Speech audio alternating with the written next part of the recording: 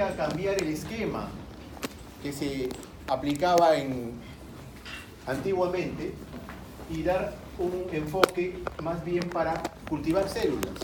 Entonces, eso es lo que se está haciendo. Y hacia el futuro lo importante es evitar que se formen cicatrices. Y esto de la mano con el cultivo celular, que es lo que se viene haciendo en la actualidad. Pero entonces, ¿cómo definimos una herida? Entonces, hay muchas formas de definir, ¿no?, una herida. A ver, yo quiero explicarlo a ustedes, porque eso es el centro. ¿Cómo definimos una herida?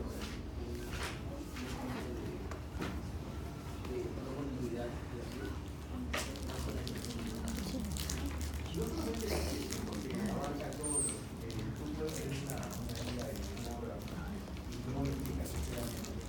Cuando hablamos de la herida, hablamos de elementos, de cuerpo, pero es toda aquella lesión que vaya, y así lo define esta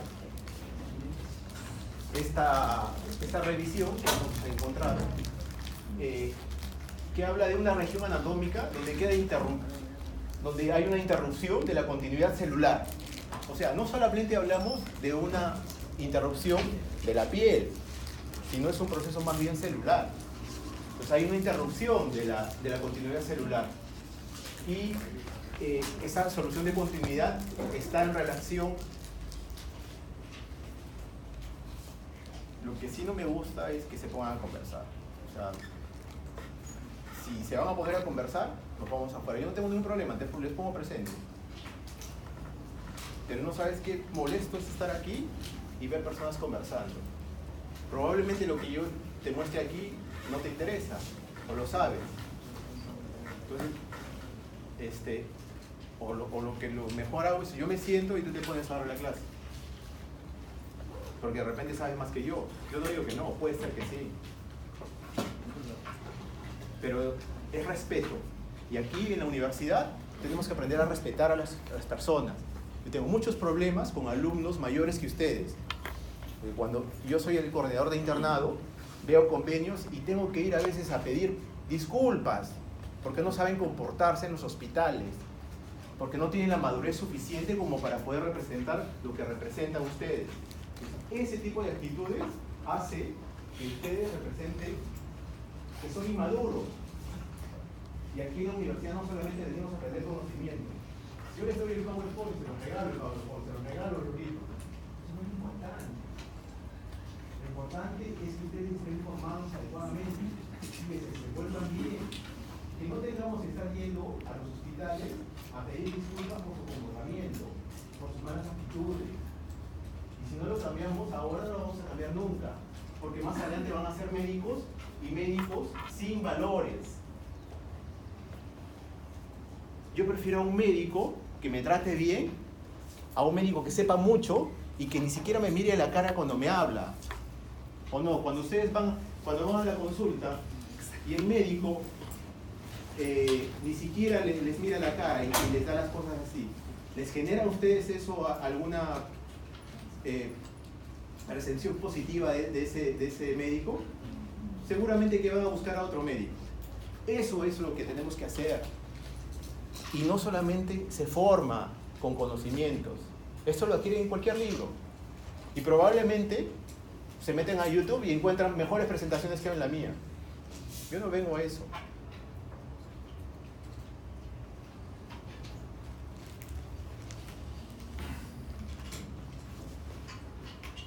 Entonces, prosiguiendo.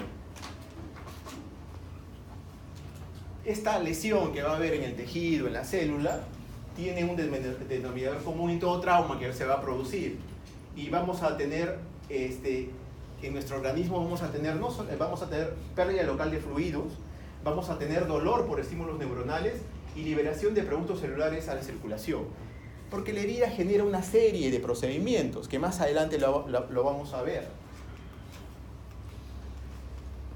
Entonces, tenemos que una herida produce discontinuidad, producida por un agente físico o químico, y lo que vamos a tratar es de restablecer esa continuidad. Eso es lo que vamos a hacer al tratar una herida.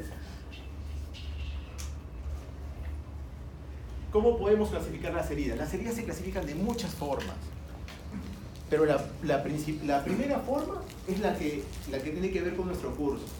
Pues habrá una clasificación que es la que se llama heridas quirúrgicas, y habrá las que no son quirúrgicas. Las heridas quirúrgicas son las que hace el cirujano, las que ustedes han hecho cuando han empezado a hacer la práctica en el modelo animal que tenemos. Cuando hacen la disección, ahí ya producen una herida quirúrgica. Esa es la primera clasificación. Y las no quirúrgicas son todas aquellas que se producen en nuestra actividad diaria. Siempre hay que buscar de tratar tiempos y consensos. En el 94, un grupo de estudiosos trataron de definir cómo es que se podía determinar por tiempos las heridas. Y se encontró que podríamos hablar de agudas y crónicas en virtud a hablar de un tiempo de 30 días, si es que hasta 30 días se denominaban como agudas, y más de 30 días en crónicas. Y es importante saber esto, porque no es igual el manejo de una herida aguda que de una herida crónica. De hecho, las heridas crónicas producen mucho más gasto que una herida aguda. Pero también podemos hablar de las heridas por sus causas. Cuando tenemos un instrumento punzocortante que produce la herida, tenemos una herida por instrumento punzocortante, tenemos heridas por contusión, heridas por proyectiles de arma de fuego, que dicho sea de paso es todo un capítulo aparte, porque la herida de arma de fuego tiene unas condiciones y unas características totalmente distintas a las heridas que se puedan producir por otro efecto. Tenemos heridas por machacamiento, heridas por laceración, donde son arrancados los tejidos, heridas por mordedura, y mordedura que van desde los seres humanos, porque cuando ustedes estén en los hospitales van a tener algunas veces por emergencia pacientes que han sido mordidos por seres humanos o por animales. Pero ojo, cuando llegue alguien a la emergencia con una herida por un ser humano, tengan mucho cuidado, porque esa herida es más peligrosa que cualquier mordedura de muchos animales, por la cantidad de bacterias que tenemos nosotros en la boca.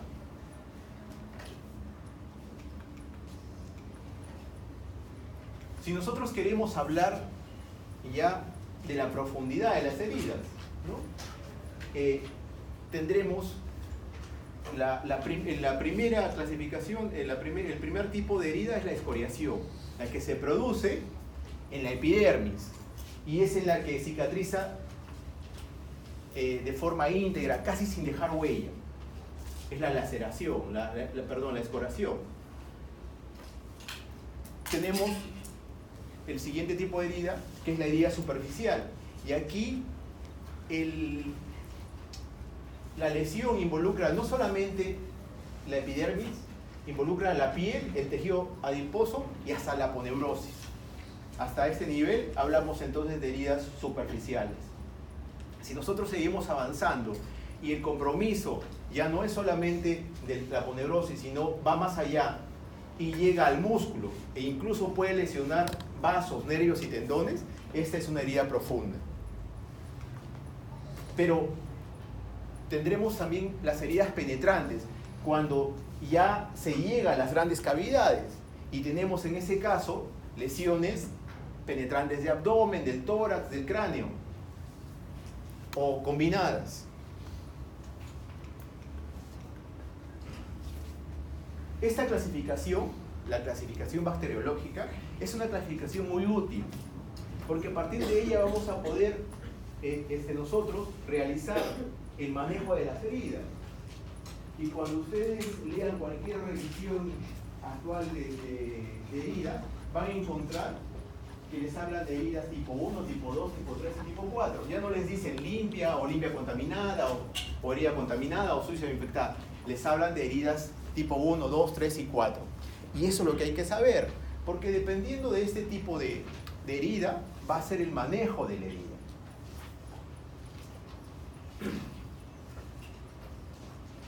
Esto sí es importante.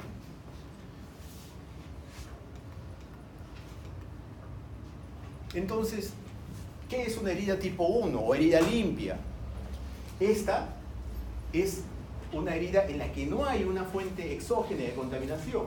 Es la herida que el cirujano quisiera que tenga tener en todas sus operaciones. Es esa herida en la que hace el cirujano, por ejemplo, cuando hace una hernorrafia electiva, ¿no? Es la que sin mayor problema va a haber una cicatrización adecuada. Esta es una herida tipo 1 y herida limpia.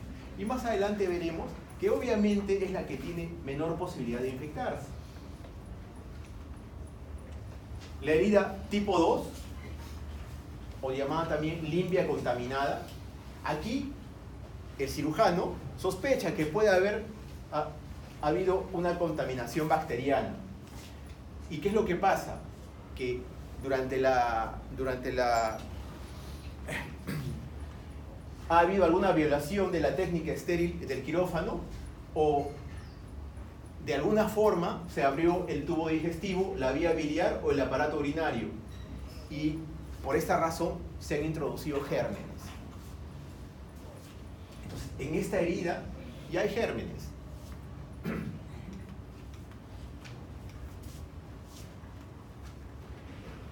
La herida contaminada es aquella en la que se ha producido una lesión.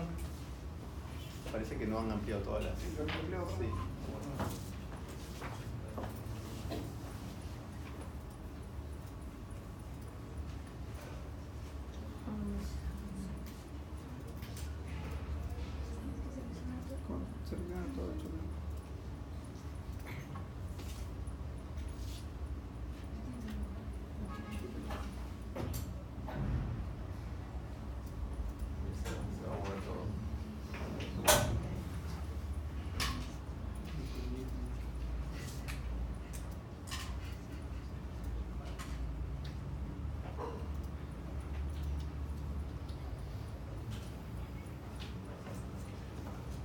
Entonces, las limpias contaminadas o heridas tipo 3 son las que tienen contaminación evidente.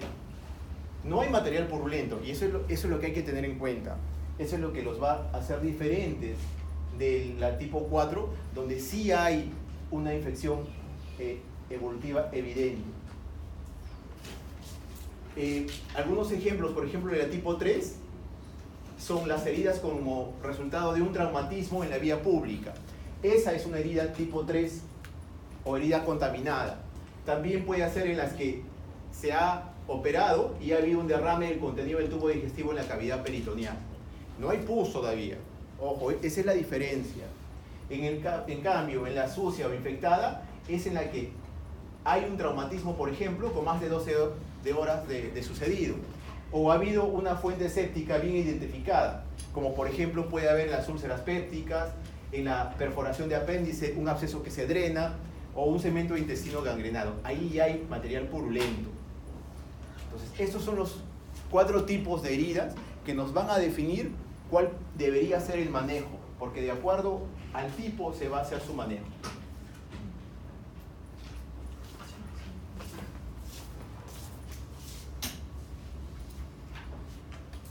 Aquí vemos distintos tipos de heridas. Heridas complejas, heridas excoriativas, menos complejas, ¿no? Algunas con compromisos y contaminadas, algunas que se producen por objetos cortantes, algunas que se producen por laceraciones o por contusiones,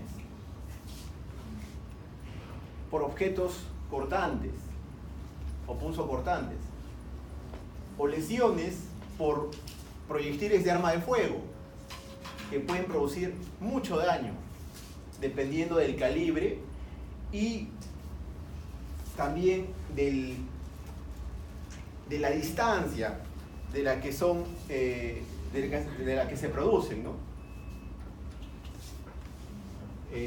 Puede ir más o menos, esto es en pulgadas, 48 es más o menos como 1 metro, desde cero, que van a producir mucho más daño, hasta las más distantes, ¿no? Que van a ir produciendo una serie de características propias de cada herida. Es un capítulo aparte de cómo se puede definir, cómo se puede encontrar. Uno puede saber cuál ha sido el orificio de entrada, cuál ha sido el orificio de salida, y hay algunas otras características. El orificio de entrada clásicamente tiene una forma mucho más redondeado, más limpio, y algunas veces hay tatuaje, a diferencia del orificio de salida, donde no hay tatuaje y los bordes son lacerados y evertidos. Hablamos o les dije al comienzo que había una clasificación en agudas y crónicas. Pues las crónicas son las que ustedes van a ver en los hospitales cuando vean a pacientes postrados, cuando tengan úlceras de presión. Y esas son heridas muy complejas y muy difíciles de tratar.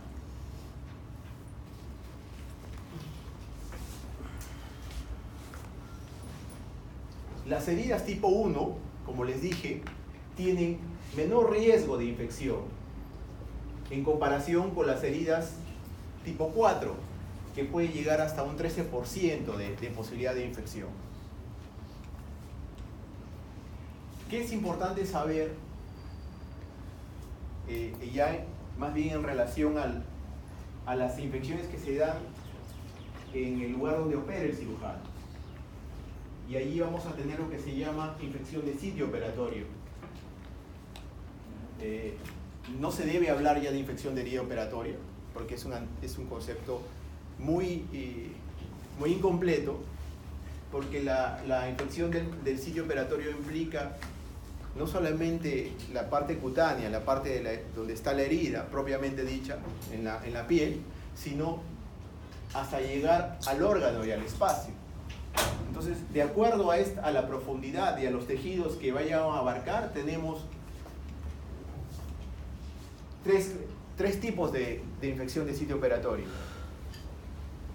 La infección de sitio operatorio, la superficial, la profunda y la de órgano o espacio. Y ojo,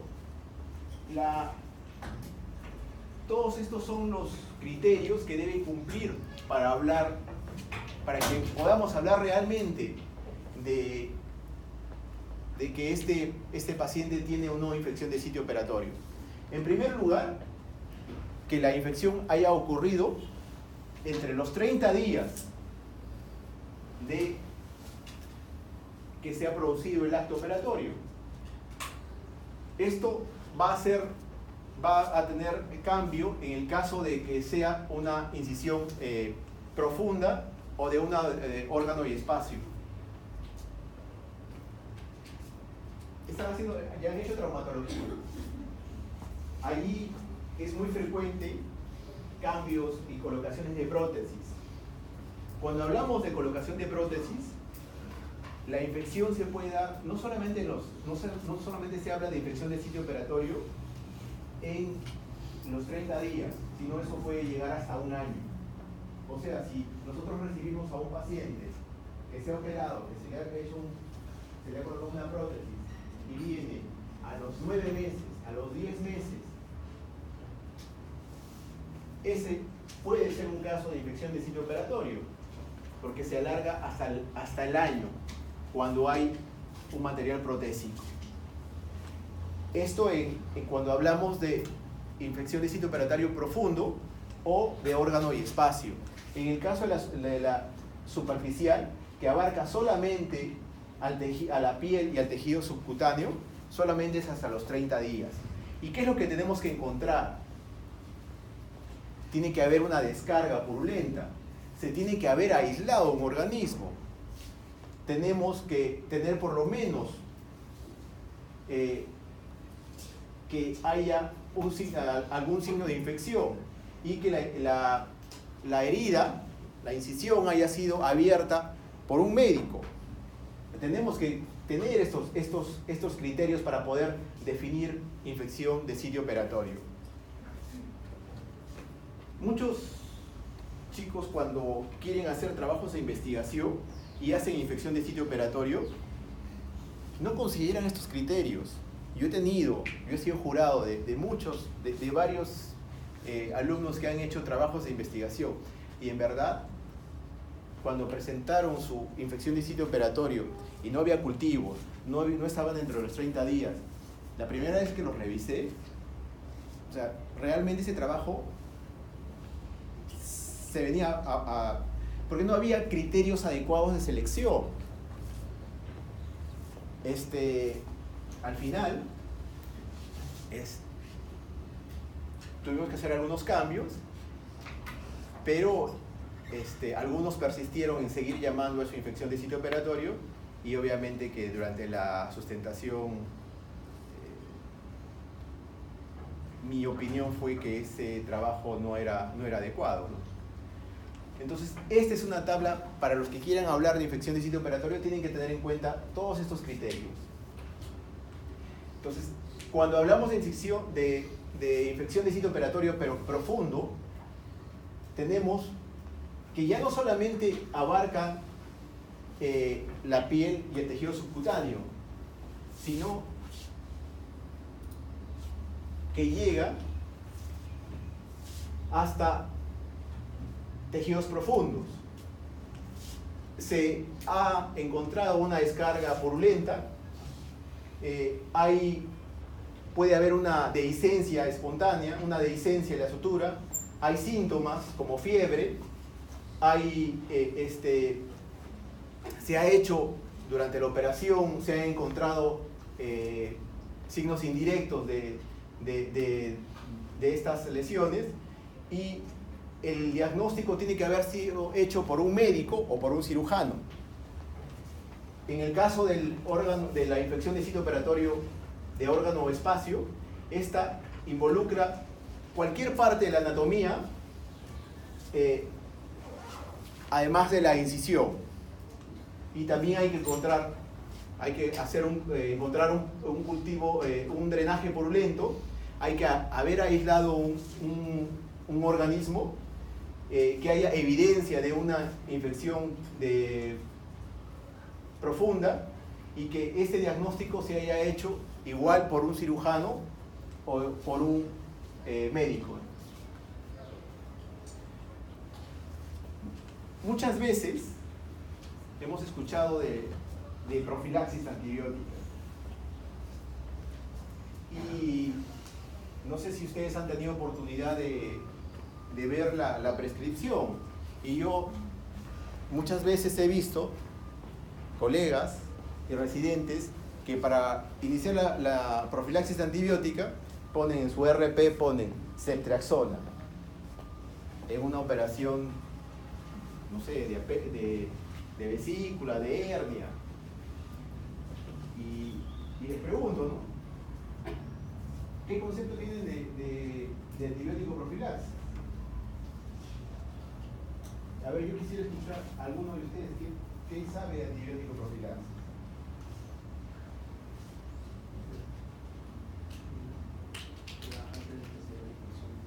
Antes que se dé la infección. A todos los pacientes que voy a operar les pongo antibiótico, y eso se llama antibiótico profilaxis, según lo que me están diciendo. ¿Eso es correcto?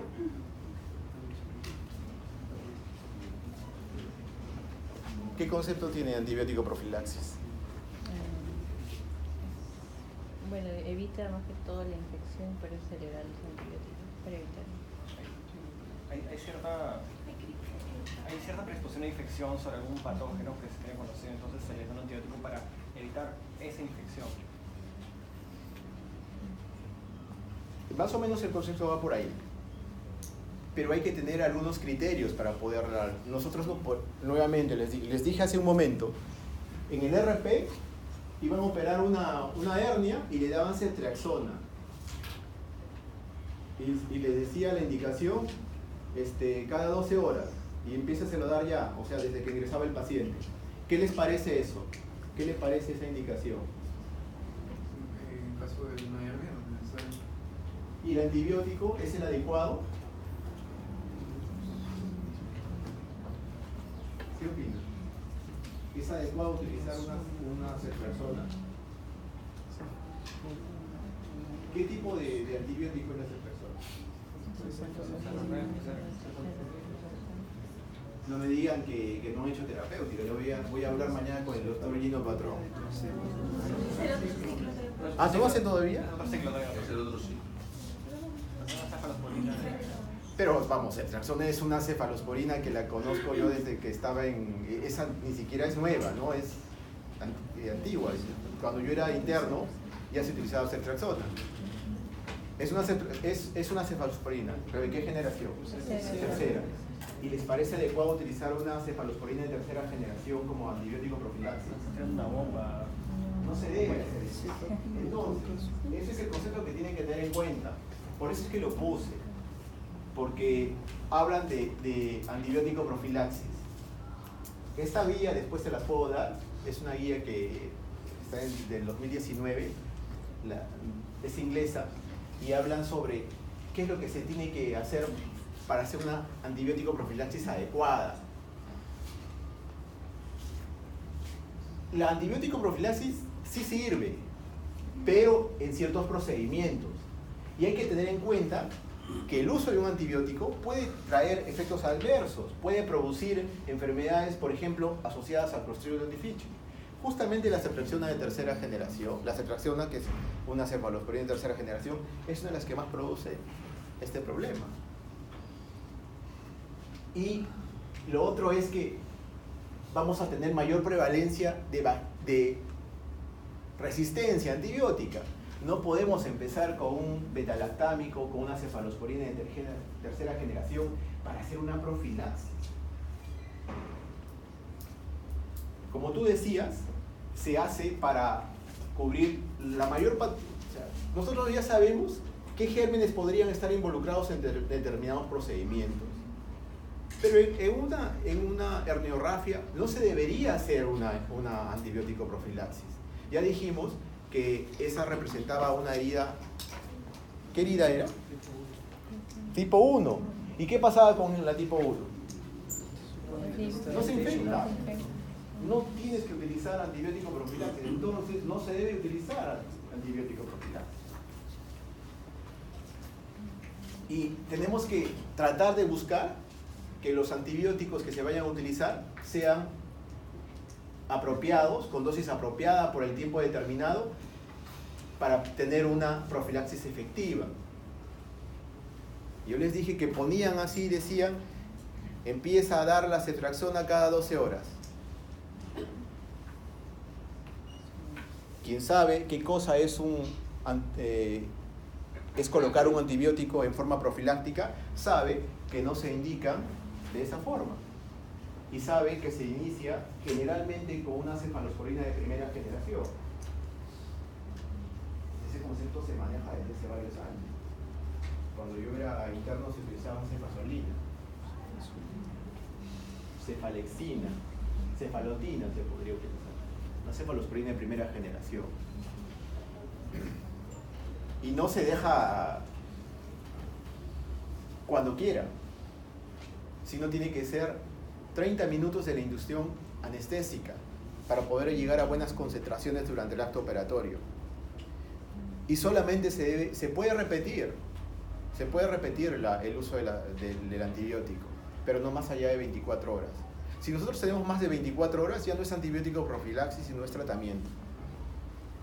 Entonces, en las apendicitis, en las apendicectomías, yo he visto muchos colegas que colocan en apendicitis agudas, dejan igual, ceftriaxona, o sea, siempre una cefalosporina con metronidazol, y encima lo dejan por varios días, ¿no?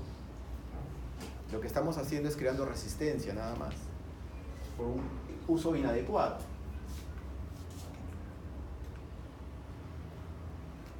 ¿Cuándo hay que dar antibiótico profilaxis? En pacientes antes de pacientes que tengan una herida limpia, pero que vayan a tener un implante, una prótesis. En ellos sí hay que darlo. Si nosotros vamos a colocar un implante, sí deberíamos colocarlo. En cirugías limpias contaminadas y en cirugía contaminada. Pero aquí nunca hay que utilizar antibióticos en forma rutinaria en pacientes que no tengan prótesis y que no sean procedimientos que vayan a tener complicaciones.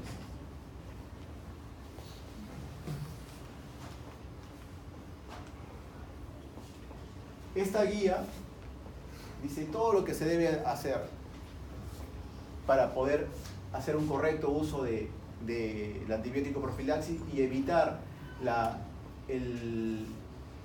infección del sitio operatorio, ¿no?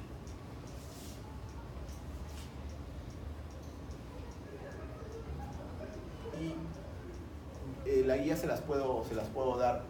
Esto no es exclusivamente el objeto de la charla, pero sí me pareció importante que supieran algunos conceptos de antibiótico profilaxis.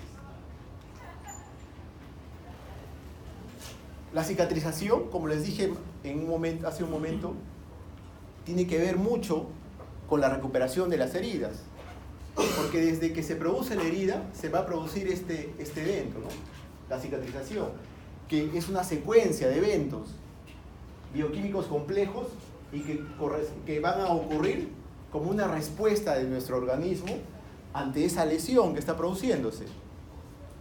Se va a dar la injuria tisular y se van a desarrollar una serie de procesos: hemostasia, coagulación, agregación plaquetaria, inflamación, movilización de leucocitos, y todo este proceso para llegar a una reparación tisular. Este proceso, si es adecuado, va a tener una cicatrización adecuada, pero si es un proceso que va a tener alteraciones, podemos llegar a la cicatrización tipo hipertrófica o a la cicatrización tipo queloide, que más adelante las veremos. La cicatrización entonces tiene tres fases: la fase inflamatoria, la fase proliferativa y la fase de maduración y remodelación tisular. Esta es la fase de la hemostasia,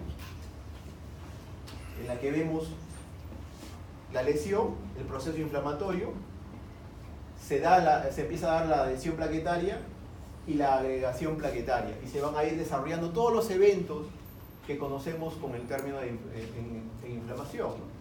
Entonces, en la primera etapa de la cicatrización se da la hemostasia y se da el proceso de inflamación con todas las cascadas que se van a desarrollar, ¿no?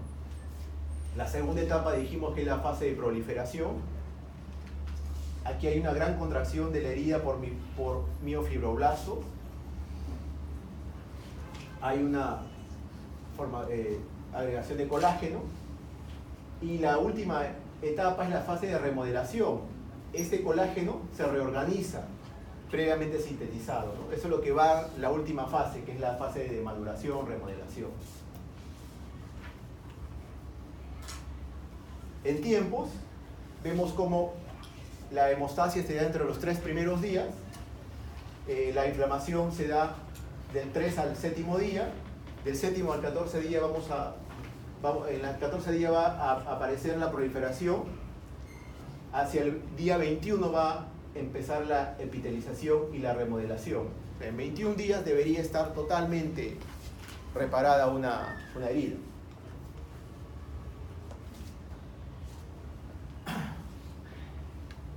¿Qué es lo que vamos a hacer para reparar las heridas? Vamos a hacer, el cirujano, ¿qué hace cuando encuentra una herida? Después de que la ha tratado adecuadamente y ha determinado que se puedan cerrar. Las va a cerrar y ahí vamos a tener lo que lo que se llama cierre por primera intención, cierre por segunda intención, cierre primario, cierre terciario, cierre cuaternario, que a veces se hace un poco de dudas, ¿no? El cierre por primera intención es el que se da cuando hemos hecho la operación e inmediatamente cerramos los bordes de la herida. Ese es el cierre que todo cirujano quisiera tener, el que no va a tener ninguna o poca complicación.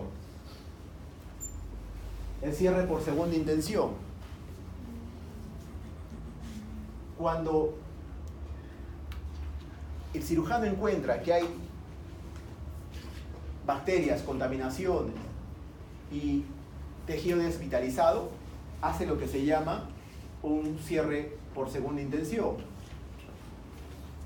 Y este puede ser suturado en unos días con lo que se llama cierre primario diferido, o puede esperarse que se limpie la herida y que se produzca la granulación y se produzca lo que se llama el cierre secundario, o dejarlo simplemente hasta que en forma natural se cierre. Hay un cuarto tipo de cierre, o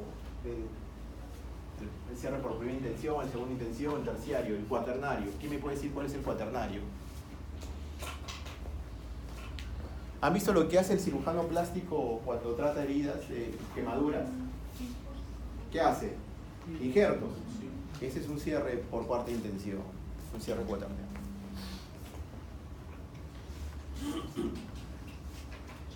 Entonces, el cierre primario es el que les dije, que básicamente el que se cierra inmediatamente. El cierre secundario, el cierre por tercera intención,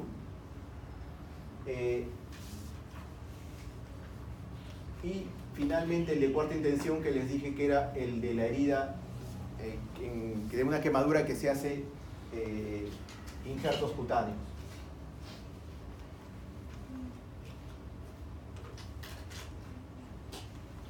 ¿Qué es lo que vamos a encontrar cuando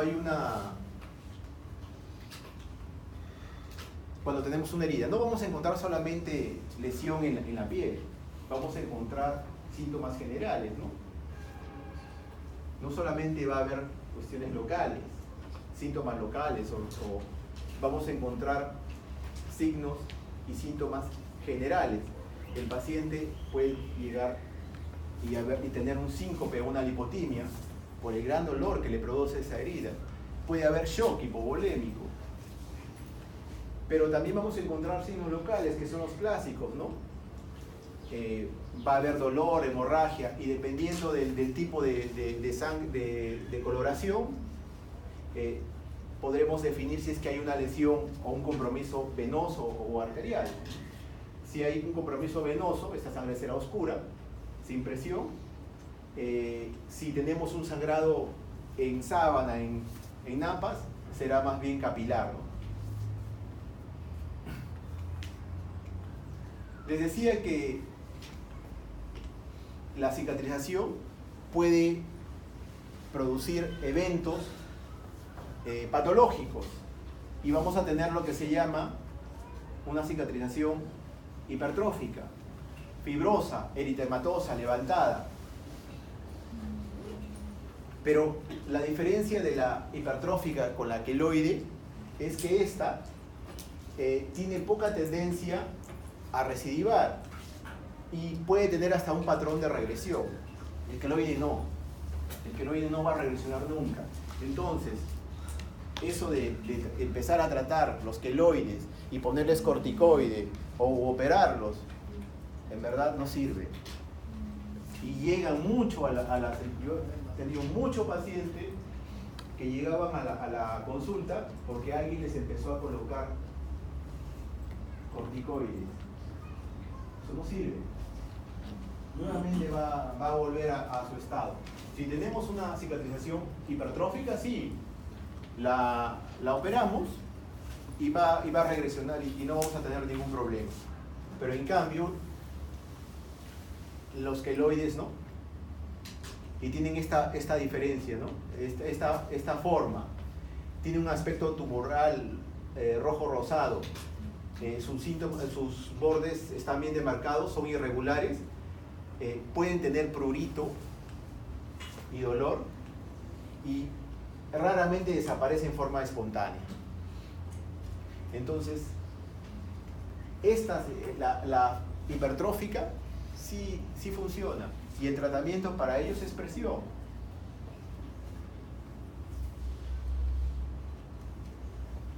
Yo recuerdo cuando estuve trabajando en la Fuerza Aérea, me hice una herida en la frente y no la suturé. Y se hizo hipertrófica. Y fui donde uno de mis profesores, un cirujano plástico, y me recomendó colocarme un elástico. Tenía que tenerlo casi todos los días por las tardes y tratar de comprimirla. Y en verdad regresionó. O sea, la cicatriz hipertrófica por compresión después se hizo menos notoria, ¿no? Si hubiera sido un queloide, eso no funcionaba. No hubiéramos podido conseguir nada. Entonces, tanto la cicatrización hipertrófica como la queloide son cicatrizaciones patológicas que hay que aprenderlas a diferenciar, que no es difícil diferenciarlas y que sí hay que ser muy honestos cuando las tratemos.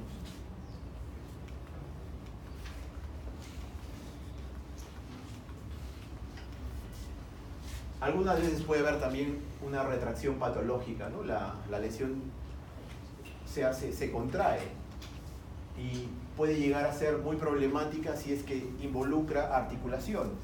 Ahí sí hay que hacer cirugía para poder repararlos. La cicatrización puede ser también insuficiente.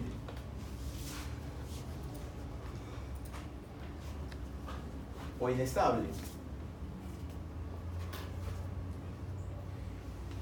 La mayoría de los pacientes que se tratan en seguros y van a tratarse queloides o hipertróficas, van a tener que pagar su dinero porque los seguros no cubren porque son tratamientos estéticos. Salvo que se produzca compromiso en el que se ve limitado, por ejemplo, no puedo movilizar bien uno de mis miembros porque la cicatriz me impide mover mis miembros. En ese caso sí, pero si son solamente por cambios de coloración o porque hay tumoraciones o bultos, no se cubren eso. El seguro no lo cubre y van a tenerlo que pagar.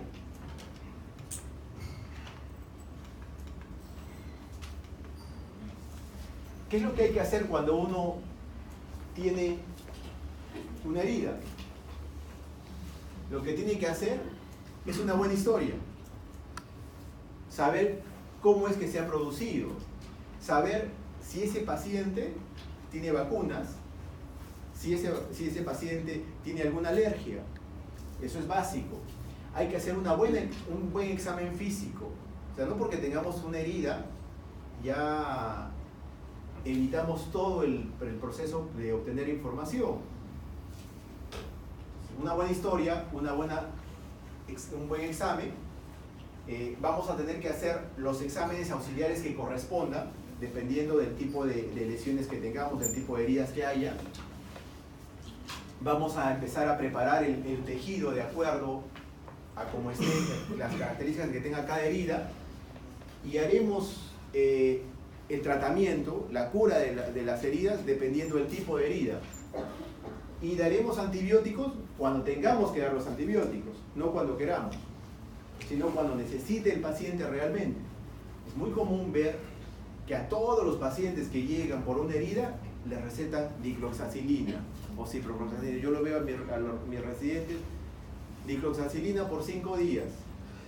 Y digo, ¿pero por qué les dejas dicloxacilina? Por si acaso, doctor. No existe por si acaso. Si el paciente requiere hay que darlo, si no, no se da. Lo único que hacemos es que estamos creando resistencia antibiótica. Por eso es que hoy día, yo soy médico auditor, además de ser cirujano, vi a un niño que tenía una infección urinaria por una E. coli ble positiva, que no respondía a nada y le estaban poniendo meropenem. El meropenem es carísimo. En un seguro puede costar 20.000, 30.000 soles, de los cuales va a tener que pagar el 20% más o menos el paciente. ¿Por qué? Porque utilizamos mal los antibióticos.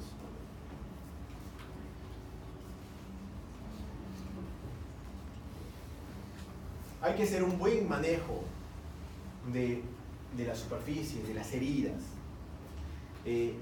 Hay que colocar, saber reconocer bien los signos de infección. Hay que revisar a los pacientes, siempre hay que citarlos. Los hemos visto hoy y en 48 horas hay que volverlos a citar para ver cómo está evolucionando esa herida. Y hay que tener algunas características, hay que saber cuándo retirar, por ejemplo, los puntos. O no sé si han visto ustedes el Steri Strip. Estas son como unos como esparadrapos, pero son más delgados. En los niños que tienen laceraciones, cuando la herida no es profunda, se coloca esto para afrontar los bordes. Entonces hay que tener en cuenta cuándo debe dejarse, ¿no? En la cara 3-5 días, en el cuero cabelludo 7-10 días, en el tronco 7-10 días, en los brazos y en las piernas 10-14 días, en las articulaciones 14 días. O sea, hay que dejarlo más tiempo, depende del lugar donde vayamos a tener, no es igual hacerlo en uno u otro órgano.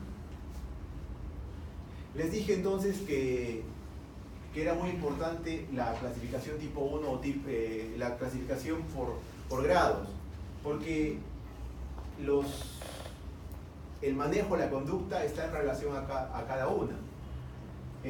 La herida tipo 1 o tipo 2, lo que se hace es una reconstrucción y cierre en dos planos anatómicos en forma directa, y la posibilidad de infección es baja. En las heridas tipo 3, la reconstrucción se hace en forma parcial, no se puede hacer completamente. Y hay un poco de controversia para ver si es que se utiliza o no se utiliza drenajes. Y en las heridas tipo 4, no hay que suturar.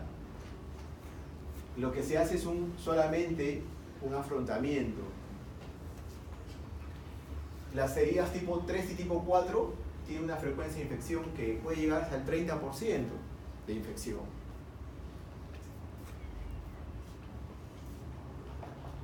A la emergencia van a llegar, cuando ustedes sean internos, pacientes con mordeduras. Hay que hacer un buen lavado, después de que haber investigado si no tiene la vacuna antirrábica y todo lo que se tenga que hacer. Y he visto que algunas veces quieren reconstruir todo y dejarlo por planos. Y eso no se debe hacer. Lo único que van a conseguir es que ese paciente regrese. Y nosotros lo vemos. Todos los pacientes que van por emergencia regresan por el consultorio. Y a veces regresan por emergencia también. Y encontramos unos cierres muy bonitos, pero llenos de pus. Pero no se cierra.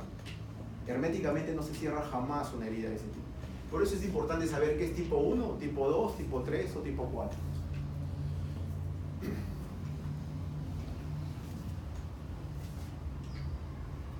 Hay que saber, por ejemplo, qué hacer con heridas limpias. Heridas que tengan de menos de 12 horas, lo que hay que hacer es un cierre inmediato. Si esta tiene entre 12 a 24 horas, podríamos iniciar antibióticos. Si tiene más de 24 horas con signos de infección, hay que hacer un cierre por segunda intención con antibióticos. Si no hay signos de infección, entonces un cierre primario con antibióticos. Si tenemos heridas sucias con más de 6 horas, hay que hacer un cierre por segunda intención. Si son menos de 6 horas. Pero si hay signos de infección, hay que debridar. Si no tiene signos de infección, se puede hacer un cierre por segunda intención y antibióticos.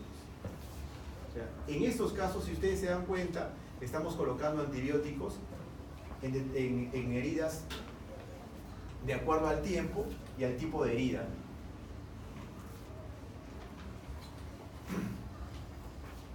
Hay que buscar siempre hacer un tratamiento desde de lo más simple a lo más elaborado, ¿no? No podemos empezar con lo más simple, con lo más complejo al comienzo, ¿no? Y va a depender mucho de la herida y al grado de pérdida de tejidos y grado de contaminación que existe.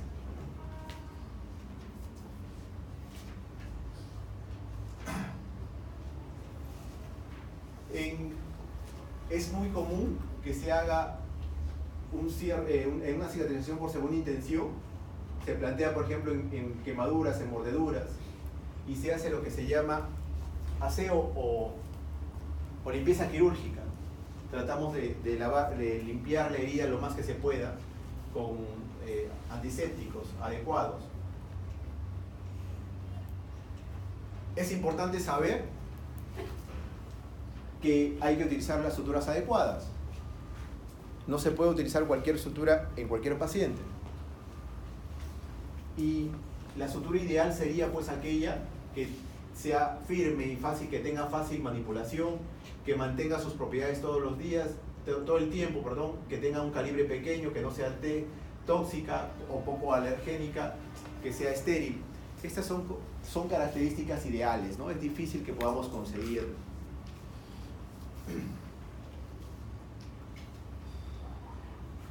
Debemos evitar siempre la tensión. En cirugía siempre se debe evitar la tensión. Nunca se hacen las cosas a tensión. O sea, nunca se comprime. Cuando hagan anastomosis, cuando hagan cierre, nunca tienen que estar apretadas, nunca tienen que estar a tensión. ¿Se puede hacer por planos? Sí, si es que es posible hacerlo. Hay que elegir el material según el tejido a reparar. Si yo tengo un paciente que es un paciente que tiene una infección, una herida tipo 3, tipo 4, es desnutrido, y voy a hacer el cierre de la pared, ¿qué tipo de material y qué tipo de puntos utilizaría? A ver, esa es parte de la pregunta. ¿Qué utilizarías y por qué? Tiene infección, es un tipo 3, un tipo 4. Ya con eso te estoy diciendo qué características tiene. ¿Qué material utilizarías y qué tipo de puntos utilizarías?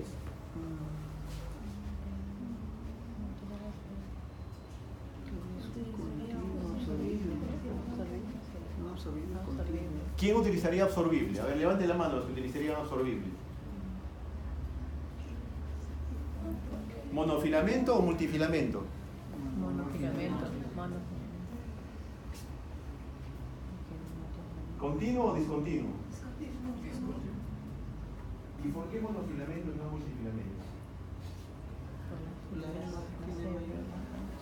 ¿Por qué monofilamento? Porque se puede infectar.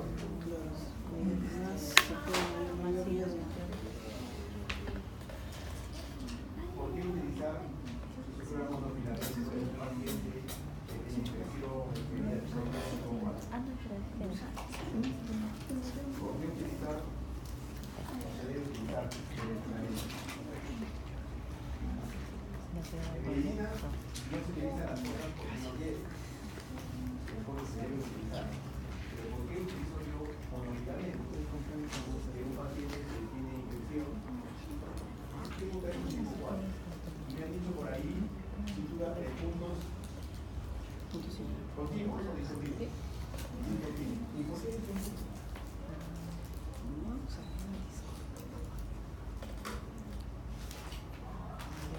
¿Por qué utilizamos monofilamento y no multifilamento? Chicos, cuando vengan los pacientes, no vienen con con un label que diga yo tengo apendicitis, yo tengo neumonía. Vamos a tener que utilizar todos nuestros conocimientos y hacer un análisis.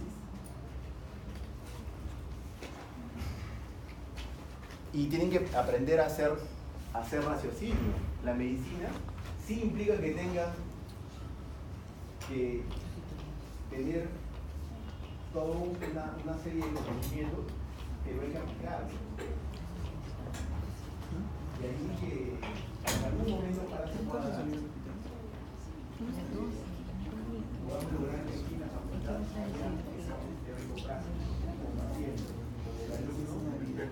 responda no solamente a preguntas de múltiple opción en forma teórica, escribiéndolas, sino revisando el paciente. Cuando yo me formé, en la universidad en la que yo me formé en San Agustín, en Arequipa, teníamos dos exámenes teóricos y un examen teórico práctico. En todos los cursos de química, de medicina, yo tenía medicina 1, 2 y 3. ¿Qué pasaba? Que al final nos daban un jurado con 3 médicos y nos repartían pacientes. Muy temprano. Íbamos a revisar al paciente, hacíamos nuestra historia clínica,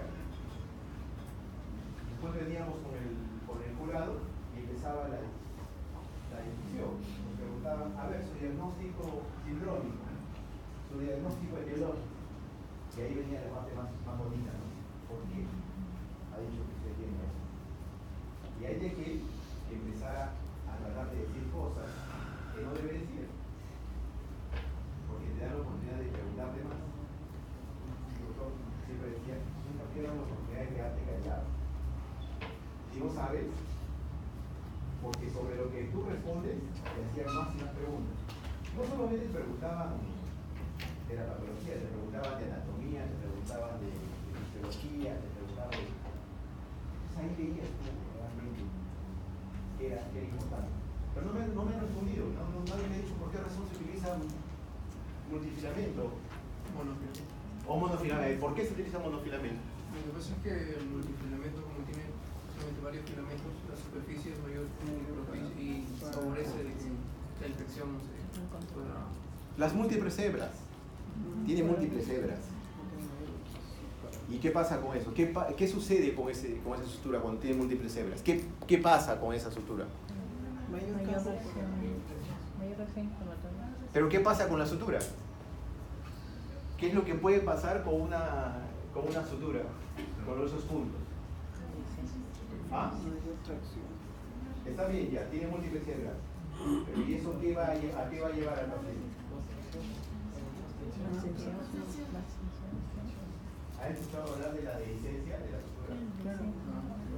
No saben lo que se rompe. El hilo se rompe. ¿Y por qué utilizamos puntos discontinuos y no continuos? Y es más rápido, el continuo es más rápido, ¿no? Cuando cerramos nosotros los conejillos, ¿cómo los cerramos? Continuo, ¿no? Porque es más rápido. Pero ¿por qué un paciente con esas condiciones no utilizamos sutura continua? Utilizamos puntos separados. ¿Por qué utilizamos puntos separados?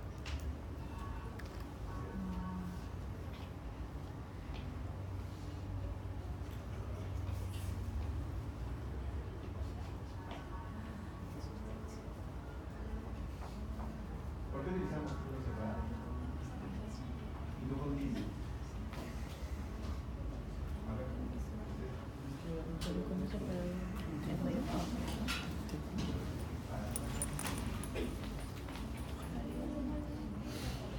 Separados. No es el mío. La diferenciación depende no solamente del libro.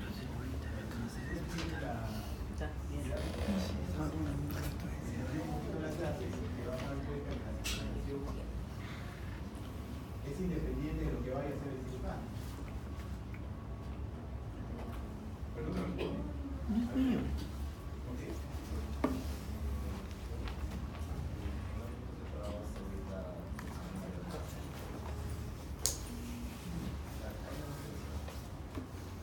¿Se han puesto ustedes a ver, hagan la prueba, cuando cierran su conejito, corten un punto?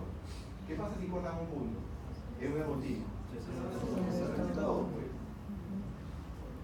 Por eso no se utiliza sutura continua.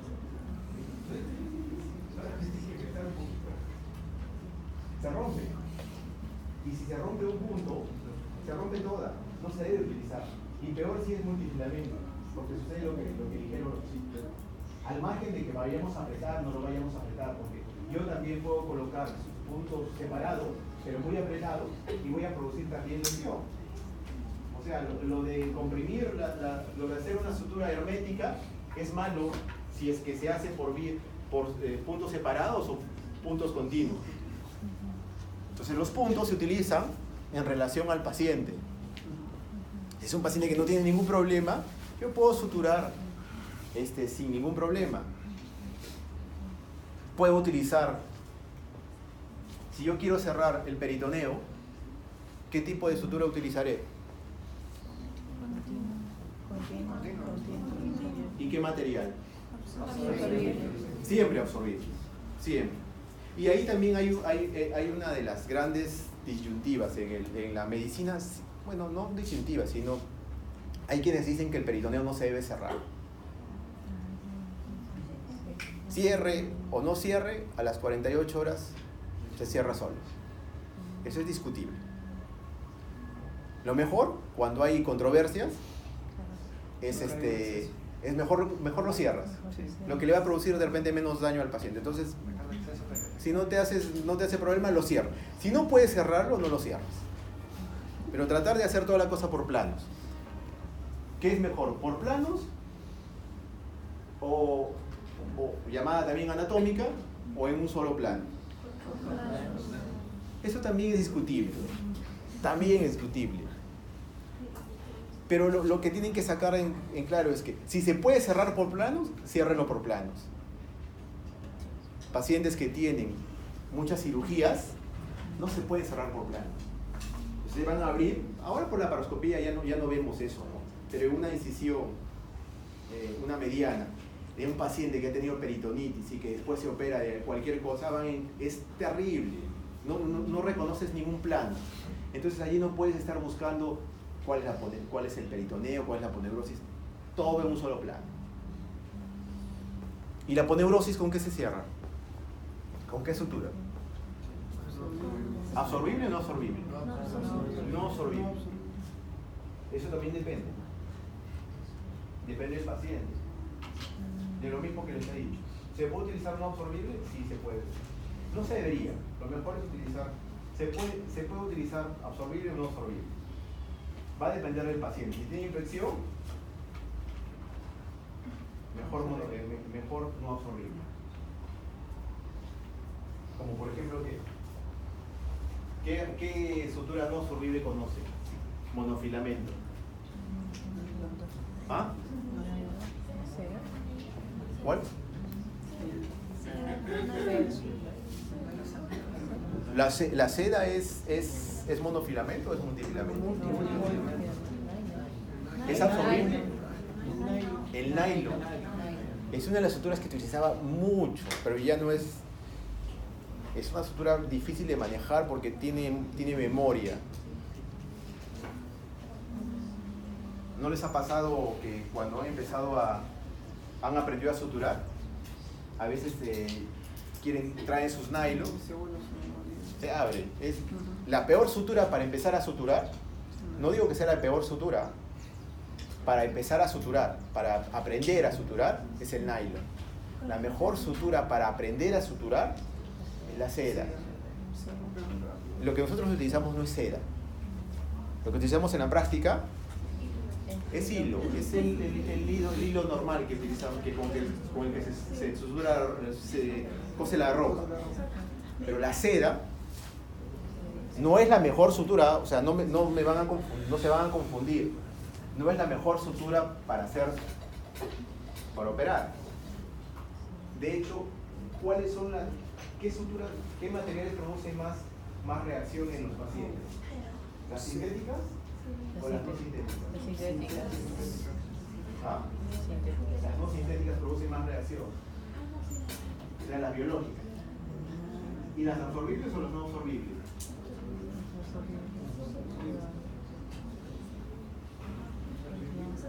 ¿Cuáles producen más reacción? Para eso tendrían que saber cuál es el mecanismo por el cual se absorben los materiales absorbibles, los biológicos. ¿Por qué mecanismo se absorben? ¿Cuáles son? Son dos. ¿Quién se produce por digestión enzimática y quién por hidrólisis? A ver, eso les van a tomar en el examen, ¿ah? ¿En serio que les preguntan eso? Yo tengo que tengo que hacer mis preguntas para mañana. El viernes tengo que enviar. Les preguntan eso. Se les pregunta entonces para el examen.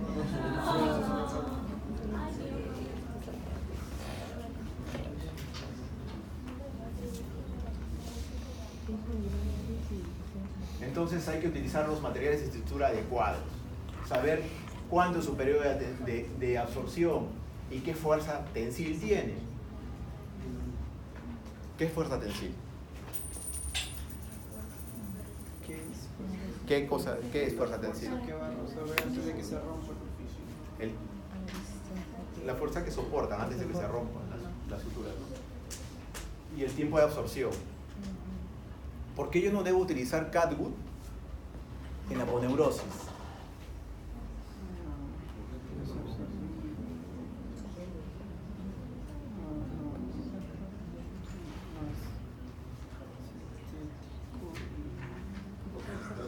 Primero tendríamos que saber qué tiempo de absorción tiene el catgut.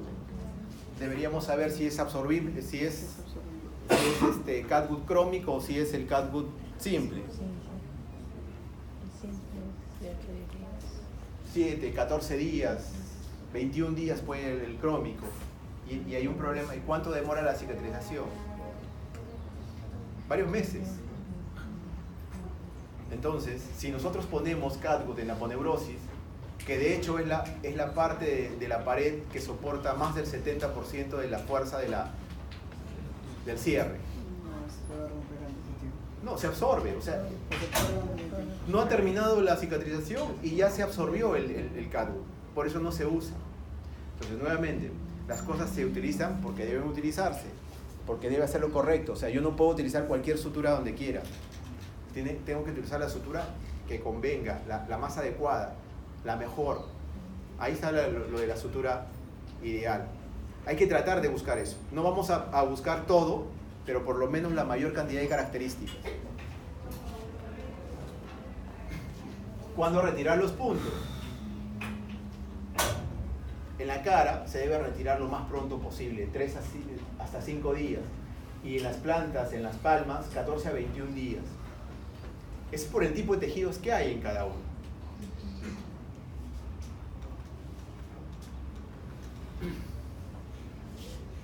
Ojo con las heridas en la cara.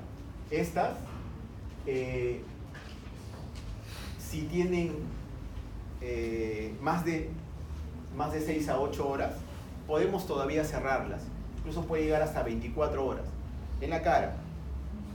En las otras heridas sí hay que tener en cuenta esta regla de las 6 horas, de las 12 horas. Pero aquí en cara podemos llegar hasta 24 horas. Las mordeduras se consideran contaminadas y hay que hacer aseo, profilaxis para tétano y todo lo que se requiera. En la actualidad hay sustancias que preparados para poder hacer cierres, ¿no? como el Soldimix, así vienen y se pueden cerrar las heridas.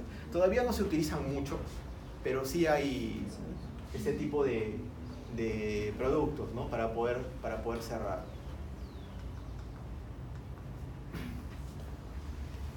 Y hay que utilizar adecuadamente la profilaxis antitetánica. Según esta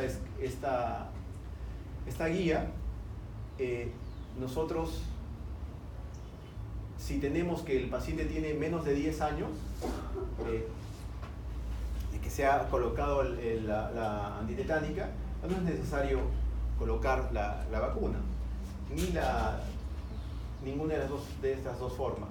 Si es más de 10 años, se podría colocar esta de difteria, pertosis y tétano, pero no se debería colocar la inmunoglobulina. Si no se ha completado la serie, sí habría que colocar las dos. No es que, y eso también es algo que vemos en las emergencias. A todos los pacientes que tienen heridas, les dejan inmuno, les ponen la antitetánica, pero no se debe colocar, es un uso inadecuado. Las vacunas antirrábicas hay que tener mucho cuidado con las mordeduras, hay que tener en cuenta esto antes en el momento que se hace la historia, ¿no? Es importante saber si el animal que lo mordió es un animal silvestre, si el animal si es un can de caza, que tiene o no tiene la vacuna antes de empezar el tratamiento, ¿no? De colocar las distintas formas de colocar la vacuna. Y les dije que las heridas crónicas tienen una serie de problemas, se hacen muy costosas y hay distintos tipos de curaciones, desde las tradicionales hasta las más avanzadas que utilizan una serie de apósitos de hidrocoloide, de hidrogel, y ahora se utilizan sistemas que de repente ya ustedes lo han visto en los hospitales, el Vacuum Assisted Closure, el VAC, ¿no? Probablemente lo vayan a ver cada vez más. No es muy barato, pero es muy útil. Las heridas de estar así terminan como las vemos aquí, ¿no?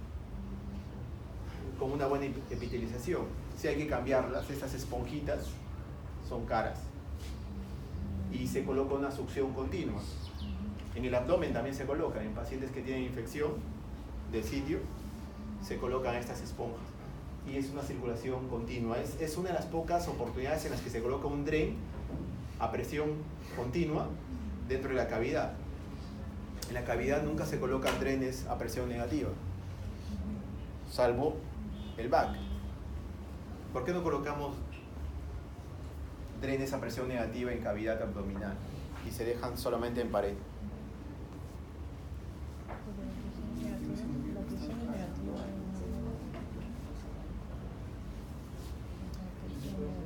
¿Han visto los drenes estos que tienen como unos fuelles? ¿Nunca han visto en cirugía de tórax, en cirugía de mama, en cirugía de pared abdominal? Dejan un dren y son unos contenedores tipo fuelle que se comprimen.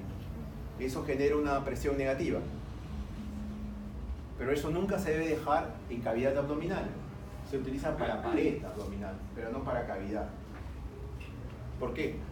Porque yo no puedo utilizar un dren negativo. O sea, no puedo meter ese dren en la cavidad abdominal y activar la presión negativa. La presión del abdomen es negativa. Es lógico, ¿no? Podemos traccionar las vísceras, los intestinos. Pero el VAC sí se usa, y esa presión negativa, esa succión continua, pero porque tiene estas esponjas. Miren cómo se coloca. Ahí sí se puede colocar estas esponjas en todo el kit que se utiliza para el VAC tienen que ver estas esponjas de color plomo y la succión continua.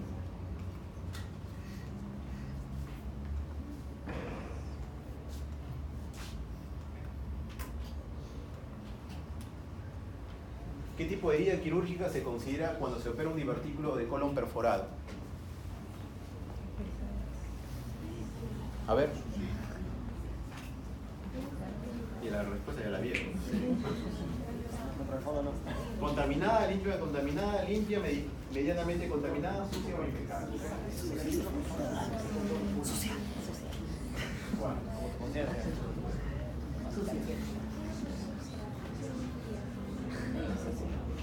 Un colon perforado. Sucia e infectada. Los índices de infección más altos se producen en qué tipo de cirugías?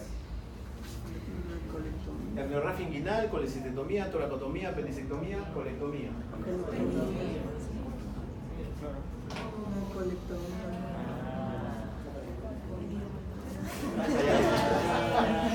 Esa ya no. Esa para el examen.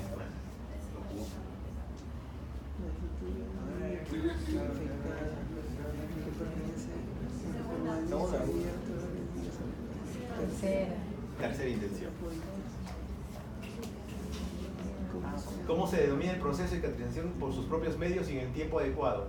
Secundario, tardío, primera intención, primario, tardío, tercera intención, segunda intención.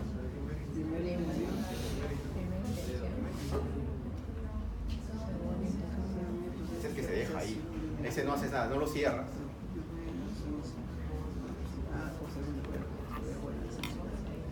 ¿Qué caracteriza a la cicatrización queloide?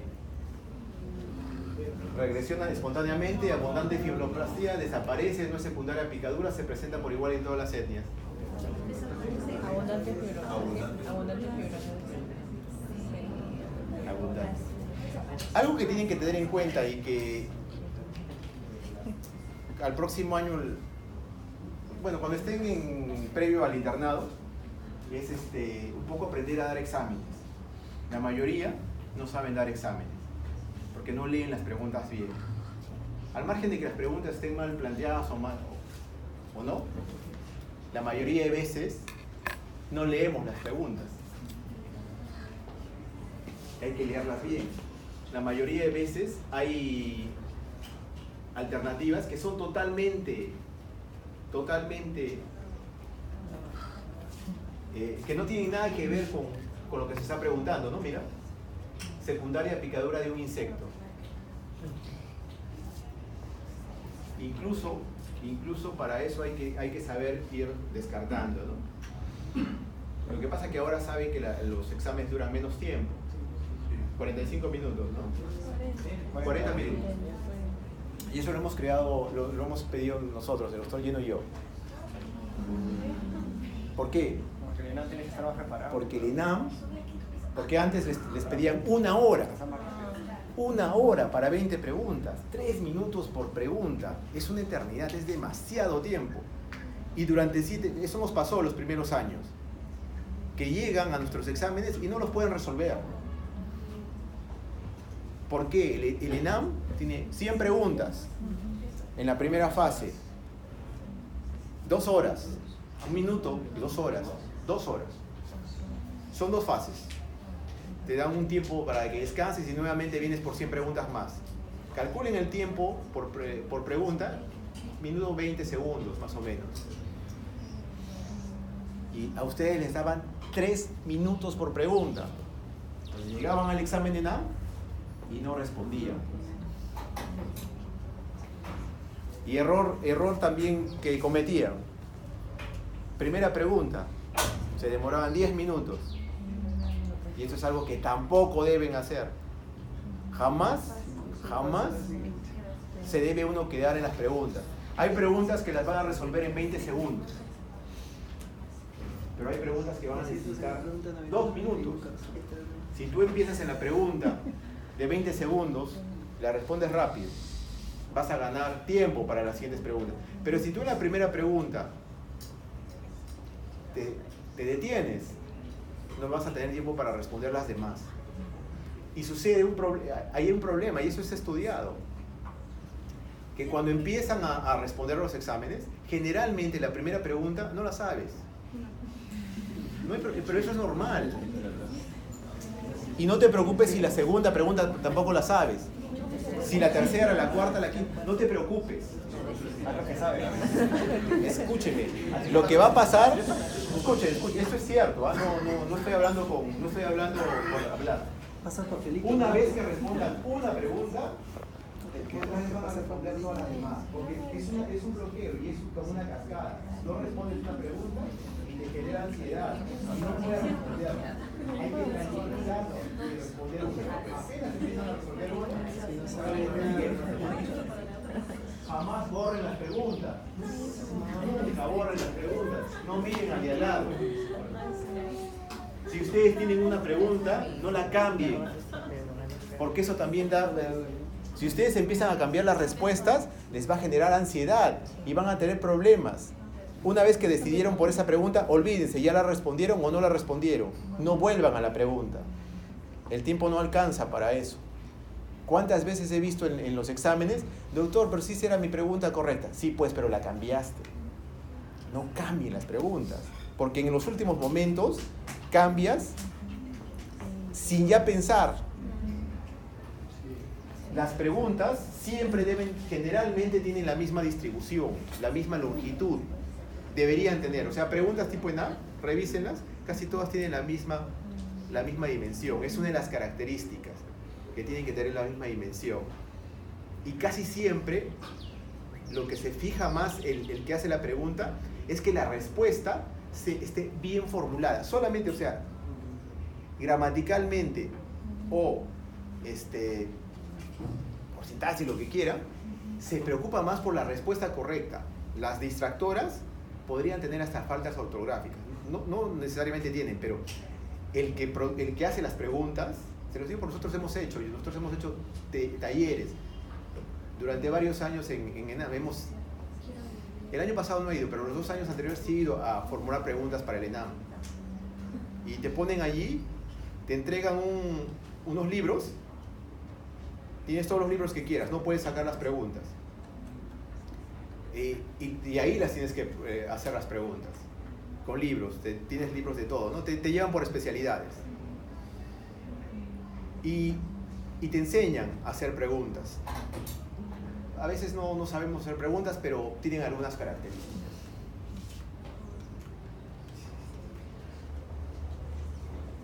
¿Cuál no es absorbible? Esa es una pregunta que no se debería hacer también. Es un tipo de pregunta que no se debe hacer. Preguntar en negativo. Siempre hay que preguntar en positivo. La he colocado a propósito.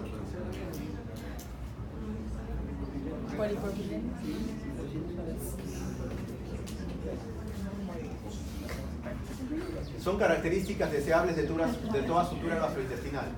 Bordes evertidos, libres de tensión, puntos separados, bordes invertidos, puntos separados, atención, continua, bordes sangrantes, evertidos, libre de tensión, impermeable, peritonizada, tensión, bordes evertidos, peritonizada. ¿Cuál es la respuesta? A, B, C o D, E. Siempre son 5, pero en el ENAM estaban pensando bajar a 4 alternativas. Todavía no se va a hacer eso, pero querían hacer eso. Libre de tensión, impermeable y peritonizada. Las preguntas que yo hago son así, de ese tipo.